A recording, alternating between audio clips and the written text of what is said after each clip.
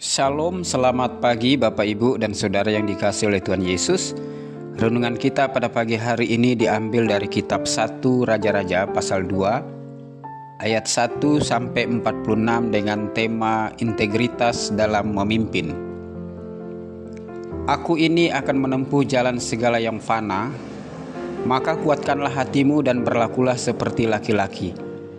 Lakukanlah kewajibanmu dengan setia terhadap Tuhan Allahmu, dengan hidup menurut jalan yang ditunjukkannya, dan dengan tetap mengikuti segala ketetapan, perintah, peraturan, dan ketentuannya, seperti yang tertulis dalam hukum Musa, supaya engkau beruntung dalam segala yang engkau lakukan dan dalam segala yang kau tuju.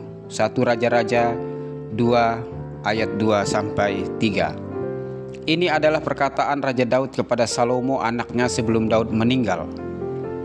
Aku ini akan menempuh jalan segala yang panah. Jalan yang panah adalah jalan kematian. Semua manusia akan mati.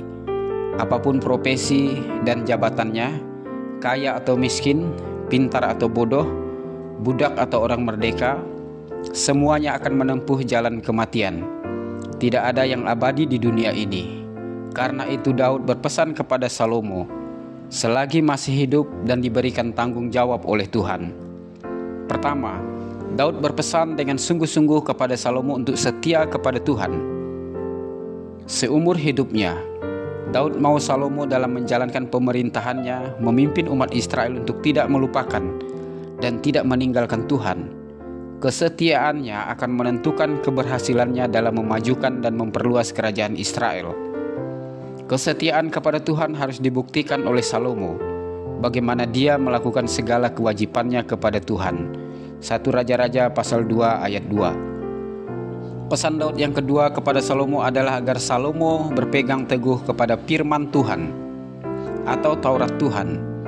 Daud mau Salomo tidak mengandalkan hikmatnya dan kebesarannya dalam memimpin. Ia harus mengikuti petunjuk, peraturan, perintah, ketentuan, dan ketetapan Tuhan yang tertulis dalam Taurat Musa. Firman Tuhan atau Taurat Tuhan yang diikuti dan ditaati Salomo menjadi jaminan keberhasilan kemanapun ia membawa pemerintahannya.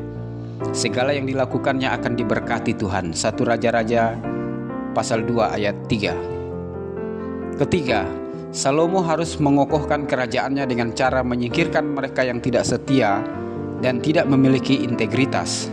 Ia harus mengganti Imam Abiatar yang tidak setia kepada Tuhan dan memihak pengkhianat, menyingkirkan Yoab, panglima perang yang haus jabatan dan menggunakan segala cara untuk memperolehnya, mengeliminasi Simei yang sudah diberikan teguran, posisi atau jabatan dan pengampunan, tetapi ingkar janji dan memiliki roh pemberontakan. Jika ada orang-orang seperti ini, akan menjadi duri dalam daging dalam kepemimpinan. 1 Raja-Raja 2 ayat 5-46. Saudara yang dikasihi Tuhan Yesus, kita mungkin tidak diberikan kesempatan untuk memimpin sebuah kerajaan seperti Salomo, tetapi kita semua diberikan tanggung jawab dalam hidup kita.